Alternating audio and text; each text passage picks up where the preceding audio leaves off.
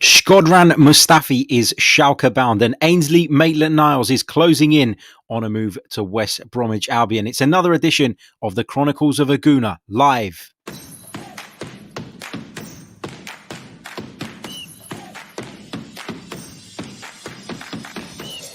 You're listening to the Chronicles of a Gooner, the Arsenal podcast.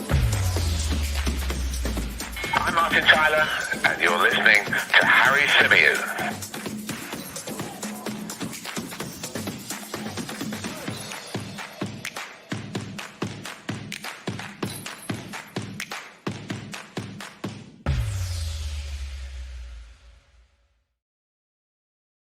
Hello and welcome back to another live edition of the Chronicles of a Gooner, the Arsenal podcast, brought to you by 90 Min. As ever, I'm your host, Harry Symeou, and on this edition, we're going to be discussing the latest news with regards to Arsenal transfers, obviously outgoings, nothing coming in at the moment as it seems. So we're going to focus on the players leaving. And of course, at this moment in time, it doesn't really look as though there's going to be any change in terms of people coming in between now and 11 p.m. I'm pretty certain that Arsenal's business is done. In fact, I've been saying to you guys since the Odegaard deal that I think the business is done. So I'm not expecting Arsenal to do anything else in terms of incomings, but it's a busy time at the Emirates Stadium right now in terms of outgoings, because we are hearing that Shkodran Mustafi is closing in on a move to Schalke. It's understood that he and the club have agreed to terminate his contract, paving the way for him to join Schalke. Now, Schalke, of course, struggling at the bottom of the Bundesliga at the moment. They've won just one of their games this season. Ser Kolasinac is currently there as well as they look to fight off relegation. Massive, massive club, Schalke, but obviously find themselves in a very precarious situation and in desperate need of help. Not sure Shkodran Mustafi's that man. Not sure he's going to turn up like Clark Kent, put on his Superman outfit and, rescue Schalke from the dreaded drop. But it seems he's probably an upgrade on what they have. And, I joke about Mustafi, but I've always said it that I'm not convinced he's as bad a player as some Arsenal fans would have you believe. That's not to say I think he's good enough for us or that I want to see him playing every week or anything like that. But I do feel like some of the criticism he's received during his time at Arsenal has been a little bit OTT and a little bit personal, and there's no need for that. At the end of the day, I don't think he goes out on the pitch. I don't think any footballer really goes out on the pitch with the intention of making mistakes. But unfortunately, sometimes they happen, and we struggle sometimes to then recover from those. And Shkodran Mustafi is someone who it feels as though whenever he did make a mistake, more often than not, it kind of led to a dangerous situation or a goal or something like that. So you can understand why a lot of the fans are glad to see him go. He's been in and out of the side for a while now. I think a lot of people were surprised that he was in the squad ahead of Socrates, but I think from Arsenal's perspective, it was very much about, who could play out from the back more comfortably. And I think Mustafi certainly does that. Who is more of an asset, i.e. has a market value. And you could argue that Shkodran Mustafi, being younger, being a World Cup winner, being a former German international, would command more in the transfer market. And we do know that Arsenal actually tried to offer Shkodran Mustafi a new contract. And he rejected it. He didn't want to know. And, understandably so, because it goes back to that point I was making earlier on about the kind of the criticism that gets sent the way of some of our players sometimes. I'm not saying that he didn't make mistakes or anything like that, but you can, as fans, you've got to be conscious of doing that. You've got to be conscious of hammering people on social media, leaving personal comments under their social posts, because what you do is you make that player not want to represent the club anymore. You make that player want to leave. You make that player not necessarily care. And players talk. Players talk over the years. How many times have you heard of a player joining a club because he had a former teammate there, or he had some kind of link, some kind of affiliation with someone who persuaded him and talked him into the move? You do those kind of things on social media. Everybody can see it. It's not a secret. And players will take notice of that. I know a lot of them say, oh, I don't read my criticism on social media. I don't read what's written about me in the papers. They do. They do. They see it. They're aware of it at the very, very least. So, yeah, I'm glad it's a situation that's going to be resolved, because he's one of the players that I would put in that category of players that we needed to move on and get past and start to build a new side without. Shkodran Mustafi is definitely in that category, definitely on that list. And so I'm delighted that a solution appears to have been found. As I said, from what we're reading and stuff, it seems that Arsenal have agreed to terminate the contract, clearing the way for him to join Schalke. That's what some people are saying. There are reports saying that it's a 6-month transfer.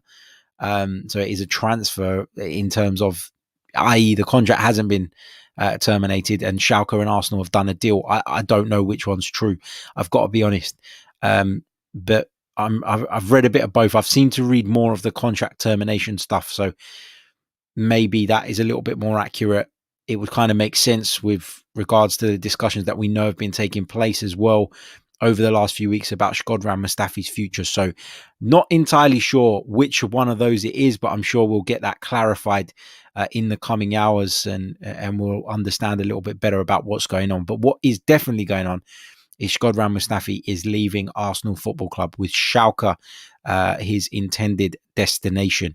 Let's see what you guys are saying in the live chat about Mustafi and the news that he is on his way. First of all, as Clement says, make sure you smash the like button, guys. He also says, sayonara, Mustafi. Finally, we are free. Graham Usher says, about time. Gooner Tell's got the little hands up emoji, so he's obviously pleased as well that Mustafi is set for an Arsenal exit. Hantumi says, please leave Mustafi. Big hello to Omar. And he also says Kolasinac, Ozil, Mustafi, they're the 3 horsemen of the apocalypse. Gone. We know they were all mates. We know they were all close. We know they were a little bit of a clique. And yeah, all of them have left this window. And 2 of them are going to end up in the same place. Brad Richardson talks about the other big news to come out this evening. We'll come on to that in a minute, Brad. Let me just take the Mustafi comments. Big hello to Omar as well, who's a New York gunner. Welcome, mate. How you doing? Let's see what else you guys are saying on Mustafi. Let's pick up a couple more. There's a couple of different points about different things, so we'll come back to those afterwards. Cyril says Mustafi was under stress and insomnia. Let's wish him well. Yeah, look, as I've said, I don't agree with abusing players on social media. I don't agree with giving your own players stick in the way that some of our Arsenal fans do it. I think you can be constructive in reviewing performances and in your criticism. I think the way Mustafi has been treated by some of our fans or people that claim to be fans is bordering on scandalous. And I do wish Shkodran Mustafi very well. Good luck to him. I hope he goes to Schalke. I hope he's a success. I hope he finds his form again. Because there is a player in there somewhere. There is. Mike says, what a great transfer window for Arsenal. Lots of clearing the decks, recouping some massive amounts of wages. Arteta's Arsenal taking shape, a blend of youth and experience. Mellons, on the reports that we offered Mustafi a new contract, he says, do you think they only offered him a 1-year contract with a view to sell him, or do you think Arteta wanted him playing? I can't stand the guy. I'll be so happy when he leaves. Always had a mistake in him. I think that if they were offering Mustafi a contract, and that's what we're led to believe, then it was very much with the view of protecting their assets so that they could move him on at a later date. Yeah, I do think that, because he could have played Mustafi, couldn't he? More than he has. What else have we got? Wesbird on Shkodran Mustafi says, I think he was overpriced at 35 million, but that's not his fault, and wish him well, best for all concerned. Yeah, agreed. And often players are held kind of accountable for their price tag as though they're the ones that set it. The price tag is what the selling club feels you're worth and ultimately what the buying club are willing to pay for you. So more fool on us than on Shkodran Mustafi if we thought he was worth £35 million. Yeah. So yeah, wish him all the best. Agreed. Delinga says, guys, we've got to give it to Arteta and Edu. There is a plan in place. Just off subject, but we'll quickly touch on it because it is centre back related at least. Marshall says, hi Harry, great content as always, unrelated to Mustafi. What are your thoughts on the Ozan Kabak move to Liverpool? I think it's an absolute panic buy, if I'm honest with you. He's not had a great season. Ozan Kabak, Schalke in general have been hopeless, particularly defensively. So no, I don't think it's a signing that I'd be particularly enthused about if I was a Liverpool fan. It just feels like they're trying to plug holes in an area in which they're really, really struggling. And actually, although you say it's unrelated to Mustafi, that move that is going to take Shkodran to Mustafi to Schalke is very much paving the way for that deal to take place, for Ozan Kabak to be allowed to leave by Schalke, because what we're being led to believe is that he's going to Liverpool on loan initially, which is strange, isn't it? You look at some of these teams, Schalke fighting for relegation in the Bundesliga, yet loaning out centre-backs to Liverpool. What it tells you is that the game financially is just in such a bad state, particularly on the continent. I think they've been hit a lot harder because the TV money is nowhere near as substantial as that received by the Premier League clubs. So, yeah, it's not a signing that if I was a Liverpool fan, I'd be jumping up and down about. But they just need centre-backs. So they've just done what they can do with the limited time available. It does beg the question why they didn't act earlier on. I think that that could bite Jurgen Klopp on the arse later on in the season. But yeah, is what it is. Big hello to former Arsenal man Kevin Campbell. He says, hi Harry, hope all is well and the family are safe. Great window getting the deadwood out. Well done Arteta and Edu. Yeah, look, it's a massive it's a massive success in terms of a transfer window, if you ask me. And I wrote a piece on it for 90 Min a little bit earlier on. You can see it on the screen there. Arsenal's winter transfer window has been a successful one. And I talk about the kind of impact that the pandemic has had, the impact that not being in the Champions League yet having to honour massive contracts on, massive contracts where we've got to pay underperforming, overpaid players, and the impact that that's had on Arsenal Football Club over the years, and why, although these players that we're talking about, that we're labelling as deadwood, we're going to leave at the end of the season anyway, why getting them out now is of benefit to us. It allows us to save some money whilst also allowing those guys to go and join football clubs now immediately and begin sort of getting their careers, or trying to get their careers back on track. So yeah, I talked about a lot of the factors there in that article. So if you haven't seen it already, head over to 90min.com, click on the Arsenal tab and you'll find it there. I'll tweet it out in a bit as well if you were interested and want to have a little bit of a read. What else have we got here in terms of your comments? Billy Anderson says, sup Harry, good to see us sorting out these outcasts. Steve Stone says, I think it's a good move for all parties. I do not wish him any ill feelings. Let's move on. Yeah, I'm of the same. I think it had to happen, but best of luck to him. Matt G says, good luck to him. Hope he finds his love of the game again. Yeah, agreed.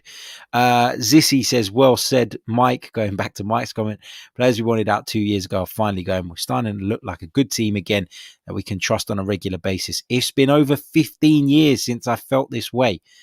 Yassi has rated Shkodran Mustafi as 2 out of 10. He says he's the worst signing of Arsenal history. Held us back for 5 years when we signed him after finishing second to challenge for the title.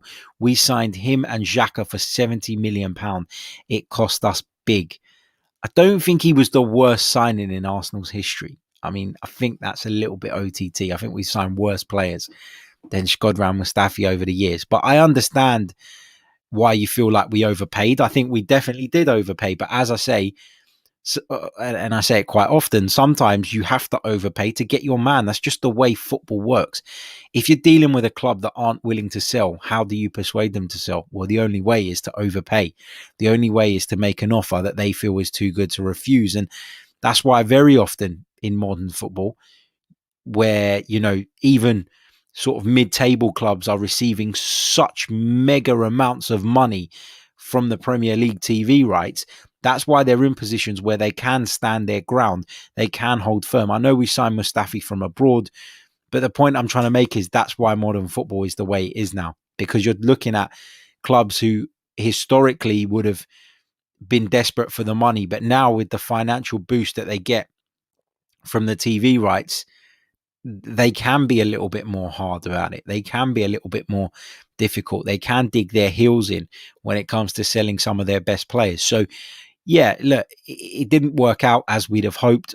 As I said, I think at times Mustafi played quite well. I think at times Mustafi was made a scapegoat for performances that, you know, the whole team were simply not up to standard in. So, yeah, look, good luck to him, man. Good luck to him. What else have we got? Neil D'Souza says, Harry, most of the Deadwood gone, better window compared to past January windows. Next, Hector and Xhaka El Neni needs to go. Arteta can bring in his players. Matt G says, Harry, stop sitting on the fence. Tell us how you really feel. No, I'm glad that it's been resolved. I'm glad that the situation's been resolved. But I'm not one of these people jumping up and down that Mustafi's gone, or, you know, yeah, let's have a celebration. Let's pop a bottle of champagne because Mustafi's going. Because I never actually felt that strongly about him, as some others do. I still felt that at times he was still probably better than some of the other players that were in our squad and people were calling for to start ahead of him. So genuinely, you know, it's not me sitting on the fence. Genuinely, I just don't feel that strongly about it. I really don't. Let's come on to discuss. Actually, let's keep going through the comments because there's loads coming in, and then we'll come on to the next bit of news in a few minutes' time. Wesbird says, smash the like button. Big Harry up. Yes, please do. Make sure if you haven't done so already that you do smash the like button. You know what? Let's check in on where we are in terms of likes on YouTube at the moment. There's over a couple of hundred of you watching across the multiple platforms at this minute, but we've only got 53 likes on the YouTube stream. So if you haven't already, what are you waiting for? It doesn't cost a thing. Make sure you smash that like button. Thank you very much. What else have we got here? There's a lot of comments about Kabak, but we'll leave that for a little bit later on if we've got time, because it's not an Arsenal related thing. So we'll leave that for now. Don Giovanni says, Harry, do you know how much we saved on all these buyouts? I think Mesut's only saved like 3 to 5 mil reportedly. So I'd imagine the other players saved much less given their wages. Yeah, look, it's not, we have saved. I couldn't give you exact figures on how much we've saved, but there is a saving, and Arsenal in their current position need to make those savings because, you know, we've seen how this pandemic has impacted all football clubs. But when you're talking about the Premier League ones and the big boys in particular, Arsenal and Spurs, as I've mentioned previously, are the two who have been hit the most because of their match day revenue, because it is so big and such a big part of how they survive. So I couldn't give you an exact figure on how much we've saved, but we've saved something. And more importantly for me, more importantly than the savings, what it means is that we can go into the summer transfer window with a clean slate. We can continue to build this season without those kind of, you know, and I'm not even suggesting that Mustafi was a troublemaker or anything like that. But what it means is those players whose futures were uncertain, were up in the air, and perhaps were not, you know, those players who were perhaps not fully focused on the club anymore, maybe not fully invested, especially when they were on the peripheries of the team, like Mustafi was. Socrates wasn't registered, Ozil wasn't registered, Kolasinac wasn't playing a lot. So to have those characters around the place, does it really help? Does it help build, you know, a winning mentality? Will they have the same desire as Bukayo Saka or Nicolas Pepe, who's trying to prove his point now, or, you know, Emile Smith-Rowe, who's trying to make a name for himself? I don't think so. I think there are helpful senior characters, i.e.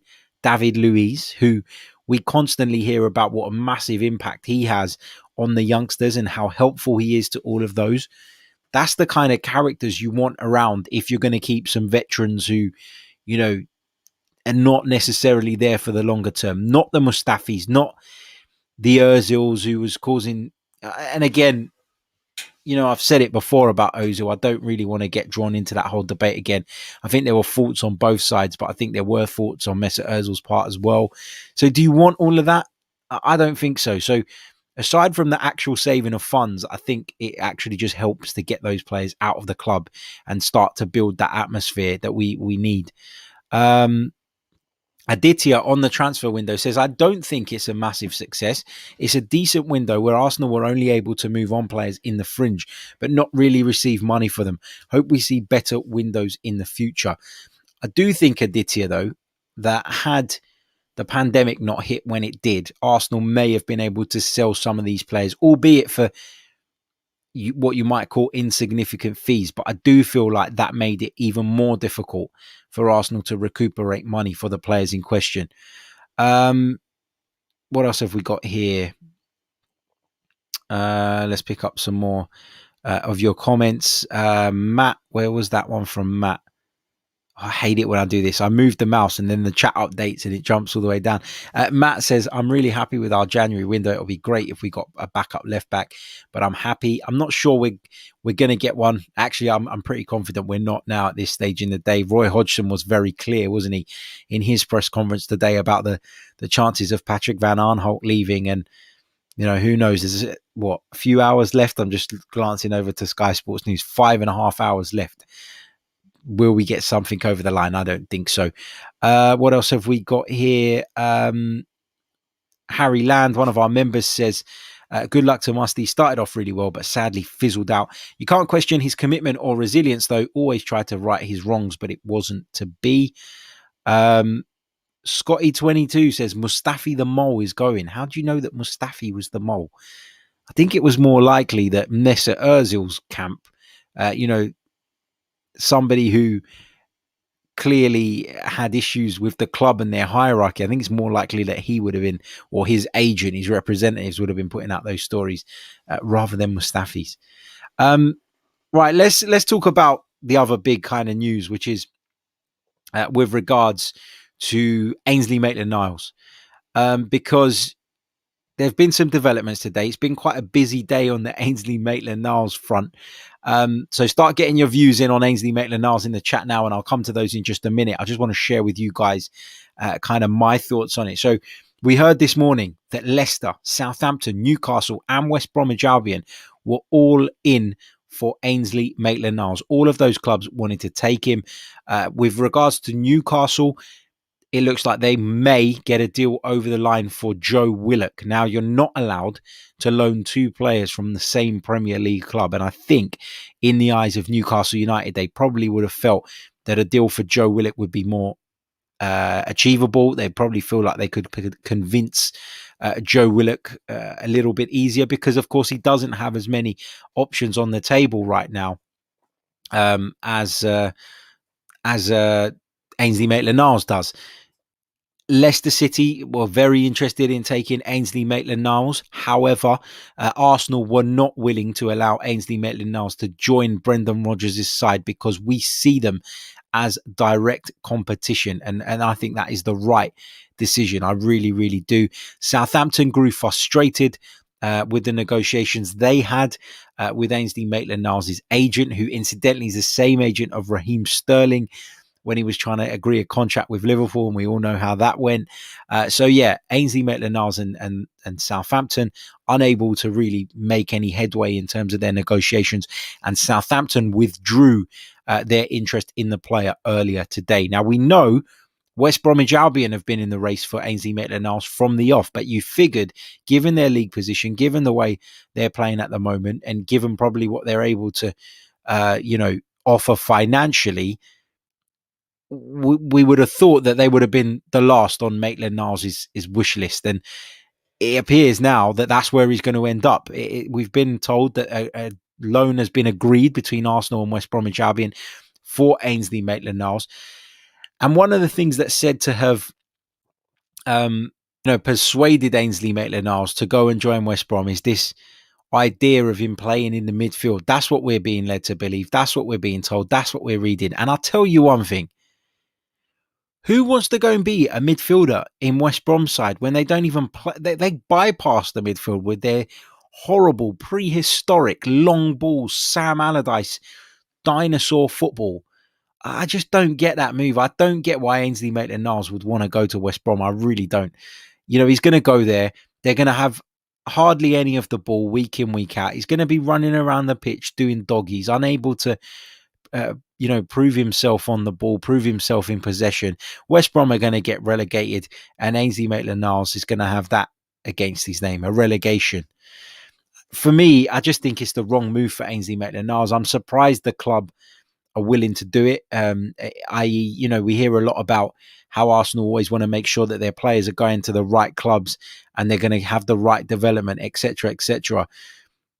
The idea of him going to West Brom and playing as a midfielder contradicts what we've been hearing all along, which is that Arsenal actually want to see Ainsley Maitland-Niles play at fullback wherever he goes. So, which is it? I don't know. Have Arsenal kind of been pushed by the player now who's obviously made it clear that he wants to go and play football, and now they're accepting the idea of him going to West Brom because a deal for Southampton is no longer on the table? A deal to Leicester could be detrimental to our European hopes? I don't know. I really don't know, but I just don't agree with Ainsley Maitland-Niles going to West Bromwich Albion. And Reginald says maybe he's insisting. I think that's got to be the case. It has to be the case because I simply cannot see how this could be a good move for Ainsley Maitland-Niles. Honestly, look, I hope he goes there and he plays brilliantly and he proves himself and he really excels and gets his confidence back and shows everybody that he can play in the middle of the park. But I think it's going to be a very tall order for Ainsley Maitland-Niles to go to West Bromwich Albion to really impose himself on football matches when they as a team struggle to impose themselves on football matches. So yeah, that's where I'm at. Had he gone to Leicester, obviously Leicester, they control a lot of games. So do Southampton. They play with a real high intensity. West Brom, it just doesn't feel like the right move for me. Got to be honest. Aditya says Ainsley Maitland-Niles won't go to the Euros if he plays for West Brom unless he's had an unreal season. Agreed. What else have we got here? Keep your kind of the general questions, keep hold of them because I will come back to them. I will ask you to chuck those in the chat a little bit later on, but we're on the subject of Maitland-Niles right now. Hosier says Maitland-Niles is a good player who will have more time to play at Albion, and as he will come back, and then he will come back to Arsenal, he'll be an improved midfield player and he will bring more changes. I don't know. I'm not convinced. Colonel of Truth says Pep says Allardyce is a genius. Do you actually believe that Pep Guardiola means that? I mean, his football philosophy is the complete antithesis of what Pep Guardiola does. So for me, just a bit of mind games on Pep's part. Scotty22 says West Brom play 8 at the back. Completely agree. They bypass the midfield most of the time. Ekene says you just don't like Big Sam. You're right, I don't. Ams Fritz says Ainsley Maitland-Niles only wants to go somewhere he'll play centre midfield, but highly doubt he'll get a call up for England as a centre midfielder. Should have gone to Southampton. At least they play good football. I agree, and I think where Maitland-Niles has failed, maybe failed is a bit of a strong word, but where Ainsley Maitland-Niles has yet to establish himself as a regular in any one position, actually probably his best chance of going to the European Championships, I would say, is as a utility man, is as that player who you can ask to play at right back, left back, centre mid, right wing, left wing, just depending on what you need. For me, that was the only chance that is the only chance Ainsley Maitland-Niles has of going to the tournament, is if he can demonstrate to Gareth Southgate that his versatility means he deserves a seat on the plane. Afsar Gunner says Maitland-Niles is a million times better than Bellerin. I respectfully disagree, and I think Mikel Arteta disagrees as well, judging by his team selections. Dilly says it's a good move. He can get midfield appearances, and it's not against the team we're competing against this season. We were a few weeks ago, but yeah, agreed. But I do disagree on it being a good move, though. I've got to be honest. Greg B says maybe Ainsley Maitland-Niles thinks he can keep West Brom from getting relegated. Yeah, that would be some ask, wouldn't it? Xander says Ainsley Maitland-Niles has made it clear he wants minutes. If he stays, he could be disgruntled and unsettle our newly harmonized dressing room. Yeah, Xander, I'm all for him going in on loan to play. I just think that he had better offers on the table. Forget the Leicester. Let's discount the Leicester one because it seems like Arsenal are the reason that that's not going to happen. But to go from potentially having a deal on the table with Southampton, and we're led to believe that his agent has kind of busted Southampton's balls to the point where they've gone, no thanks, we're all right. You wonder why a player who is motivated by the prospect of kind of getting his career back on track would turn something like that down to go and play for West Brom. That's just my opinion. Wes Bird says Ainsley Maitland-Niles needs minutes, but like you, I'm not convinced West Brom's playing style will suit him. Maybe he's guaranteed playing time there, and personally, I'm not sure he'll come back. Yeah, me too. But I think Arsenal were hoping to get some kind of obligation to buy in a contract or in a deal, but I don't know what the details of that West Brom deal are necessarily. And again, just like I said with the whole Mustafi thing, I'm sure in the coming hours we'll get a little bit more clarity of the situation. Reginald says he should have looked at the example of Saka, played left back, kept him pressing, and eventually got to his ideal position. I always say this about Ainsley Maitland-Niles. I always compare him to Saka because you're looking at two players who both got opportunities at a young age, both got opportunities probably before they would have imagined, and both got those opportunities playing in a slightly wrong position. The difference is Saka learned that position. He knuckled down, he got on with it, and now he's getting his reward because when he's fit, he's without doubt one of the first names on the team sheet. In Ainsley Maitland-Niles' case, the kind of constant bleating on about the fact that he wants to play in midfield, I think has done him harm rather than good. So, yeah, I think you make a great point in the comparison with Saka. Forluso says, why would he want to play for a club that will most likely be relegated? It makes no sense. Yeah, I agree with that. And apologies if I missed some of your comments. The chat box is constantly updating. Osman Ali says, big up Harry's work rate. I don't think any other channel puts out as much content per day as he does. I think there are some out there, mate. But thank you for your kind words, man. Really, really appreciate it. Also, for those of you who were asking me earlier, the gas tank 90 min is available now. Go on YouTube and watch it. Search 90 min. It's the latest episode. I was on there with Grizz Khan, Scott Saunders, Boovy, and of course Flex, as well as Hainsey. So yeah, check it out. What else have we got here? Just going through your comments, trying not to touch on stuff that we've already touched on really as best as I can. Big shout out to Chris Pantelli, who says, hi Harry, in dark depressing days where everything gets on top of you, your streams are giving me something to hold on to. I hate days like this. Big you up. Is a great job you're doing, Chris. Thank you so much, and it means the world to me to know that the streams are helping people get through what is no doubt a weird time, a strange time, a dark time. So yeah, thank you for that. Really appreciate it. Arsenal have just put out an update on the fitness of some of our players ahead of tomorrow's game. We spoke about it a little bit earlier on. We talked about the fact that there were players in there who were missing the other day and haven't trained since. So the likelihood of some of those returning is not likely. Let's have a look at what the club have had to say. So on Pierre-Emerick Aubameyang, they've confirmed that he's returned to full training. We don't know, though, if Pierre-Emerick Aubameyang is going to be involved. Now, you wonder if he will be because, of course, he's not trained. So what does that mean? Does it mean that he needs a few more days to get up to speed? Of course, after tomorrow's game, we don't play again until the weekend. So maybe that will give Pierre-Emerick Aubameyang some time to get some training sessions under his belt and potentially help us at Aston Villa. Let's see what else we've got here. Dani Ceballos, he's returned to full training, but his availability will be assessed ahead of the game on Tuesday. Pablo Mari, another one, returned to training, but his availability will be assessed. Matt Ryan has a hip problem and he is unavailable for the trip to Wolves. Hopefully he'll return to training in the coming days. Bukayo Saka has returned to full training and his availability will be assessed. Whoever was writing this today just copy and pasted the same sentence over and over again. And Kieran Tierney is continuing to be assessed for discomfort in the right lower leg. So there's a bit of an ongoing problem with Kieran Tierney at the moment. He's unavailable for Tuesday's match. So there will be no Kieran Tierney. So Cedric is likely to continue at left back for the Gunners. And you know what?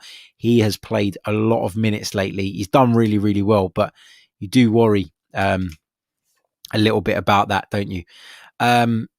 Cyril says, I like this channel. I think I'm going for gold. Thank you so much, Cyril. Really appreciate it, mate. Thank you for your support. Thank you to Matt as well. Says, big up, Harry. Good content, bro. Thank you. Really appreciate it. What else have we got? Matt is new to the channel, so welcome. Welcome to the Chronicles of a Gooner family, mate. Ilka says, 100th like was mine. Greetings from Helsinki, Finland. Greetings to you.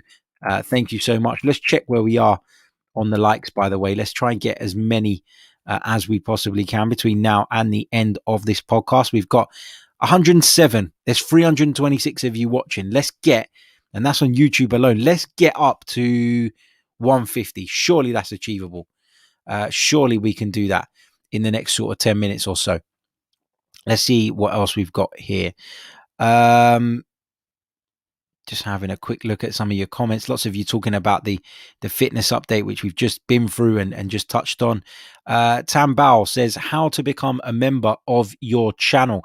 That's a great question, my friend. If you are interested in becoming a member of the Chronicles of a Gooner YouTube channel, all you have to do is click the link in the description and that'll take you to our membership page and you can sign up from there.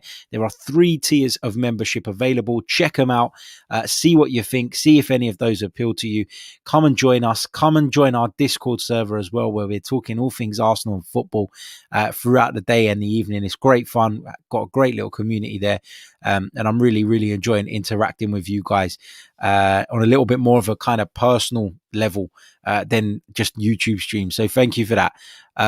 That's how you do it, Tambal. It's pretty easy. If you've got any problems, just give me a shout. Alternatively, if you just visit the channel, I think you can click the join button. It should be next to the subscribe button. I remember some of you saying in the chat that it doesn't work on some devices. Is it iPads that don't work? Just quickly remind me in the chat, but I think it's iPads where you can't do it. So you have to do it from a web browser, from a computer or your smartphone, I think. And that, you know, that I've got to welcome a brand new member who's literally just signed up right now. So a big thank you to Ini Inyang, who's just become a YouTube member. Thank you so much, mate. Really appreciate it. Welcome to the family. Make sure you click on the membership tab and get the Discord server link and come in there and chat with us as well. We'd love to talk to you. What else have we got here? Charlie, this is a really good question from Charlie. I really like this one. He says, what do you think of the Balogun situation? Do you think he'll stay? Well, I'm a little bit stuck on this Balogun one because on the one hand, I look at him and I think this is a talented young lad and we should just kind of bow down, and not bow down, that's the wrong term. We should just kind of meet his demands and keep him.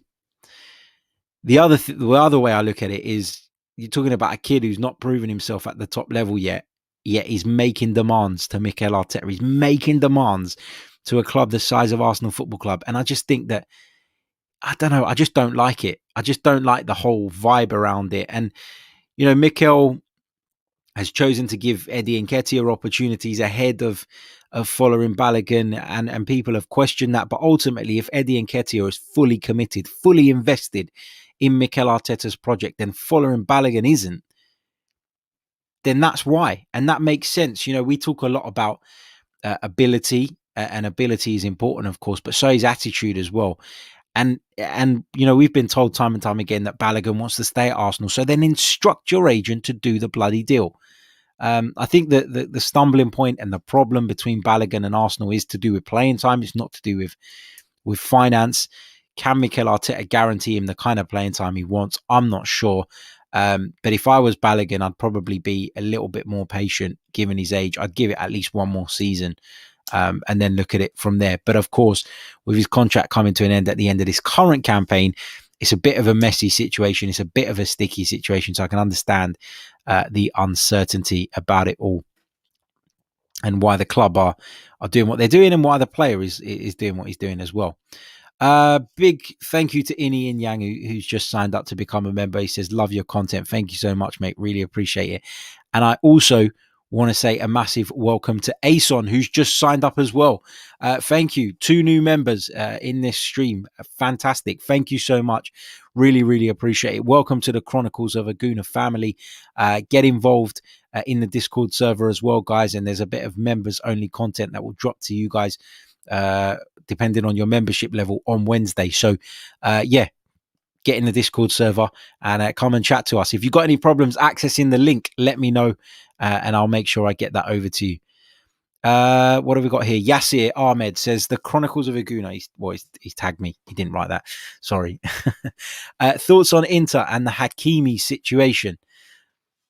I like Hakimi. I really, really do.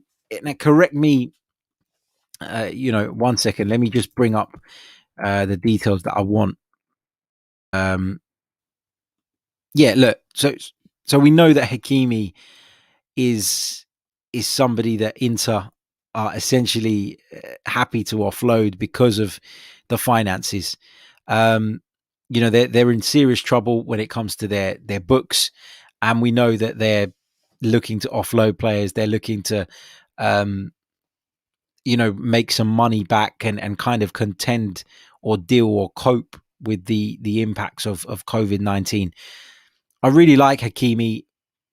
I'm not sure that given Arsenal's current problems, which are, financial, I don't know how to put this without sounding like a bit of an idiot, because I really do rate Hakimi and I don't want this to be taken in the wrong way. I just look at right back and I look at Bellerin and I look at Cedric and I wonder if we can afford to go and make an investment of 35 plus million pounds on a right back, which is what Inter would be looking for. As I said, I really like the player. I do. I rate him very, very highly. I just wonder if, given our current situation, we could prioritize that position when there are more pressing needs in the squad, in my opinion. But he's a player I very much like. But yeah, that's where I am on it. In an ideal world, if we had the money, I'd love to do it, but we don't. We don't. Big hello to Ason, who says, hi, Harry, wanted to do this for a while, but I was driving most of the times I watched you. I hope you were just listening, mate, and not driving and watching. Really want to know your opinion in regards to Saliba. Do you think he's that bad? First of all, again, thank you for signing up. Really, really appreciate it. Do I think Saliba's that bad? I don't. I think that Saliba is still a little bit raw. He's turning in some decent performances at Nice at the moment, and he's been speaking actually in the last couple of days about how not playing at Arsenal has really affected him. And the whole thing of, when he transferred, he said, when I transferred 30 million euros, I didn't expect to be left out the way I was. So I think mentally it's impacted him. I'm glad he's playing football. I'm glad he's gone somewhere where he's going to get game time. My only concern is, having received that snub from Arsenal in the first place, having received that snub from Mikel Arteta, when he does return, where does that leave the pair in terms of their relationship as player and manager? Will that have a negative impact? Will that cause a friction between them? And we've seen that when people don't necessarily get on board with Mikel, when there is that little bit of friction, often, well, all the time so far, Mikel comes out on top. And, that's how it should be, I guess, to a degree. The manager has the final say. But with this one, it's a little bit...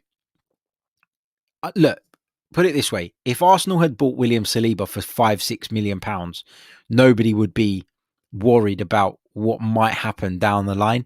But because we invested so significantly, and again, it's another one I feel that we probably actually overpaid for, you have to... you have to try and make the best of the situation. I think he does have a future at Arsenal.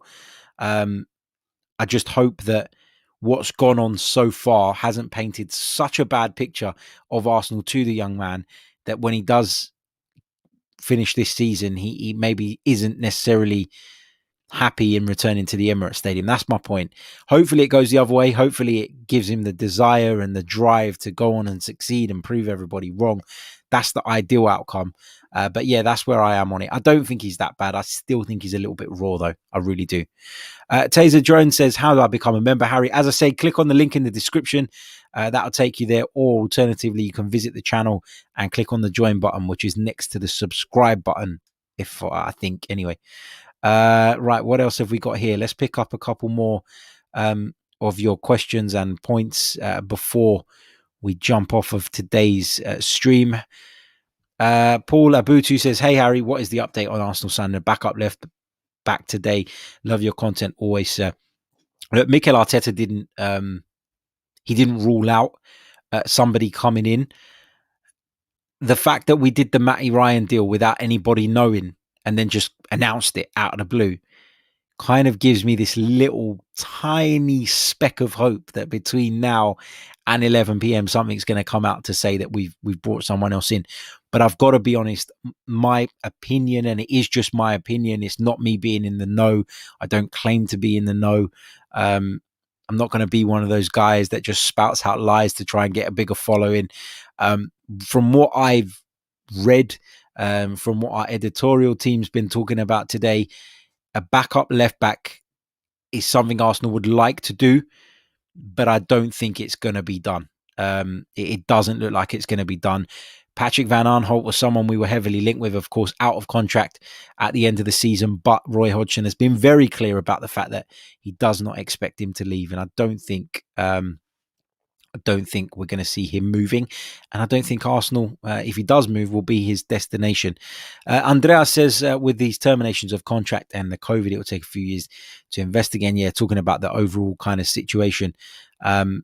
Yeah, completely agree. The COVID thing has been massive.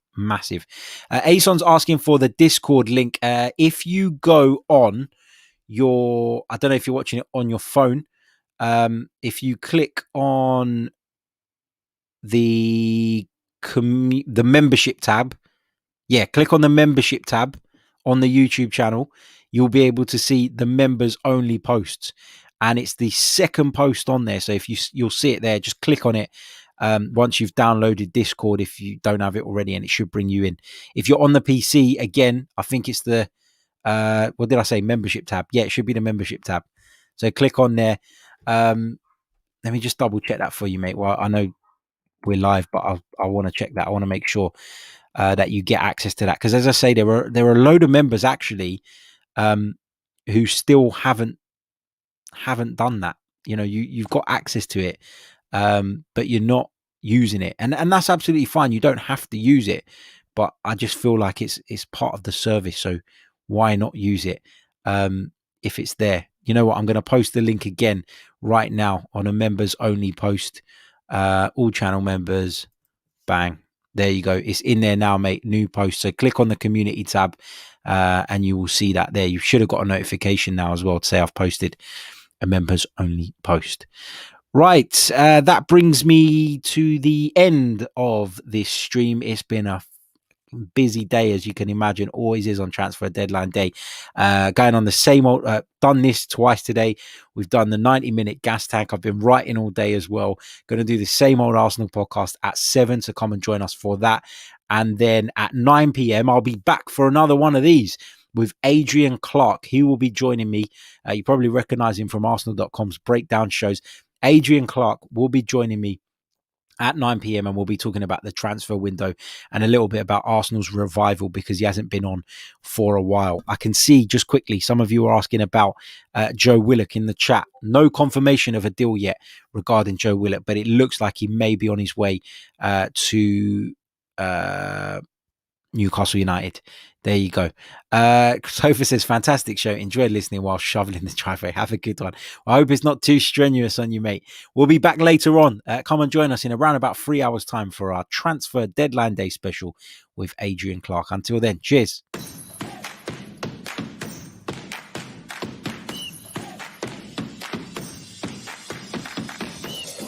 You're listening to the Chronicles of a Gooner, the Arsenal podcast. I'm Martin Tyler, and you're listening to Harry